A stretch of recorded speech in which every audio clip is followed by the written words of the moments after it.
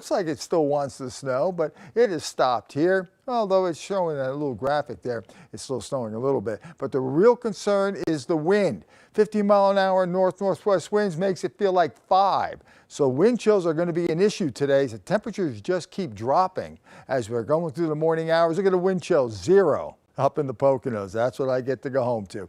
All right, the rest of the day, Julie, we're going to be looking at plenty of clouds. Maybe a snow shower this morning, but it's going to be cold. It's going to be windy. Okay, we'll check back in with you on those temperatures, Kevin. Thank you. Well, let's get a look at the roads now. Spotty driving conditions early this morning as this winter storm moves through our region. Let's take a look at Interstate 81 in Lackawanna County first, where PennDOT lowered the speed limit to 45 miles per hour overnight. Those restrictions have been restored this hour, but speed restrictions remain in other regions. Drivers are urged to slow down, avoid all unnecessary travel, and use extra caution as crews continue to treat the roads. Let's take a look now at some side streets around Scranton. The snow-covered roads early this morning with a couple of inches already on the ground. Drivers are encouraged to take their time and use extra caution if you're heading out. Let's take a look now at the Cross Valley Expressway in Plains Township, Luzerne County, using PennDOT's 511 cameras. You can see how conditions are shaping up on Route 309 this morning as crews continue to treat the road. You can always check current road conditions yourself on 511 PA.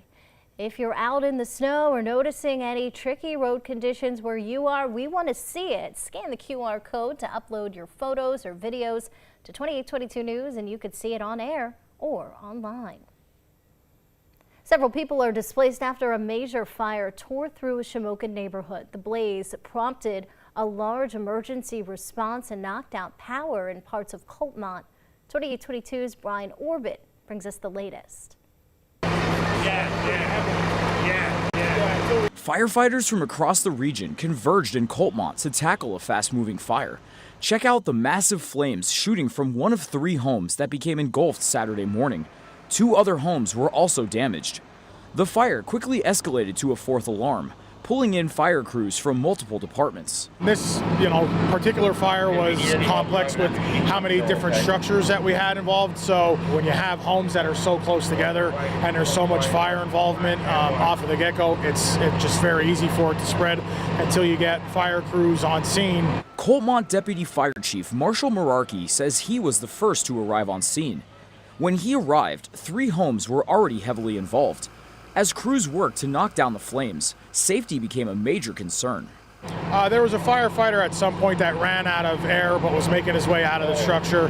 We sent crews in with him to get him a fresh air cylinder and help him get out, but he was not injured. By the time crews got control, 5 homes were damaged, including 3 of them that were destroyed. The fire also triggered widespread power disruptions. Originally, they just kind of dropped the grid for the entire town of Coltmont, and then once PP&L got on scene, they were able to scale that back and isolate it to just this block. As firefighters rotated through the scene, community members stepped in to support both crews and families forced from their homes. I've just been trying to help as much as I can, running food, giving water. They brought a couple pies, some hoagies and stuff. They're right now in the rescue tent for our firefighters and those who have been affected. The Red Cross was also called in to help after this fierce fire just before the holidays. In Coltmont, Brian Orban, 2822 News. A state police fire marshal is investigating. The number of displaced residents is still unknown this morning. However, 2 fire companies and a nearby church have set up a shelter. An investigation is underway after the shooting death of a teenager in Scranton. It happened Friday night at home on the 1300 block of Bryn Mawr Street. The Lackawanna County coroner says a 16-year-old boy from Taylor died at the hospital after he was shot. The manner of death is pending the outcome of the investigation. We now know a woman has died from injuries after she and a man were struck by a car while on foot. It happened Thursday evening at Harrison Avenue and Mulberry Street in Scranton. The 2 pedestrians were struck in traffic and taken to Geisinger CMC, where the coroner says 63-year-old Rai Mina Kasiban died on Friday. There's no word on the injured man's condition or if the driver will face charges.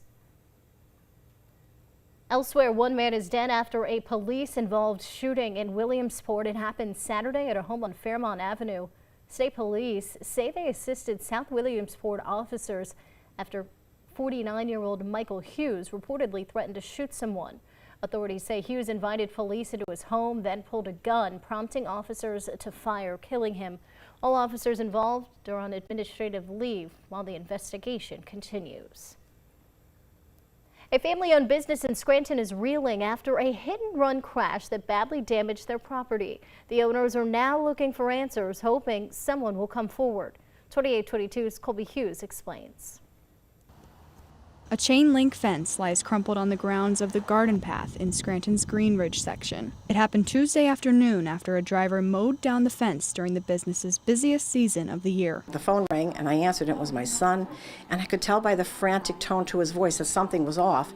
And he said, "Mom, you've got to get down here right now." I said, "Babe, I just got home." He said, "No, you got to get down here." I looked out the window and I saw the vehicle through the fence. There was a gentleman, I'm not really sure what he was doing. He was outside of the truck. I went out, I yelled at him, "Hey, what's going on?" He saw me, ran back to the truck, jumped in the truck, and just took off. Luckily, no one was injured or that anyone was in the yard when it happened, but the damage to the property is extensive. Pretty much 100 foot of the fence has to be replaced. He ruined all my lights, all my temporary lights, the light bulbs. Doesn't seem like much, but it's a couple $1,000s worth of damage. The absence of any nearby cameras has the family resorting to Facebook for any tips. But days later, there are still no answers, and the crash is still keeping them up at night. Well, I couldn't believe that someone was going with that kind of force. The what-ifs are what's causing the most stress for them. If there had been people that were here the day before, just one day prior, we still had quite a few trees, and there might have been people standing right there where he came through. Knowing the people that come here, that would be utter disaster for us, because we would never get over the fact that to come to see us, someone was injured. It will take some time to fix the damage, but the family's determined, and they are hoping whoever did this will do the right thing. Just to hold them accountable. You know, that's all we're really looking for. Like I said, God forbid somebody was standing there, he really could have caused some major damage. Colby Hughes, 2822 News. Anyone with information is encouraged to reach out to the Garden Path or Scranton Police. For more information, head to 2822news.com. A Hazleton area cemetery is one of many nationwide this weekend where fallen heroes are being honored. St. Jude Knights of the Columbus Council of Mountaintop organized a wreath laying yesterday on veterans' graves at Calvary Cemetery in Drums. It's all part of National Wreaths Across America Day. This event each year brings together more than 2 million volunteers at 5,200 locations all across the U.S. The time now this Sunday morning, 9:09. Let's get a check outside again with Kevin. Well, Julie, the ski resorts have to be loving this weather. We had cold for 2 weeks now. Plenty of cold to make snow, and now we got a little bit of the natural stuff, so it's looking good up there in Montage. You got 10 trails and 5 lifts open. Get out there and enjoy. I'll be back in just a few minutes and let you know what you can expect for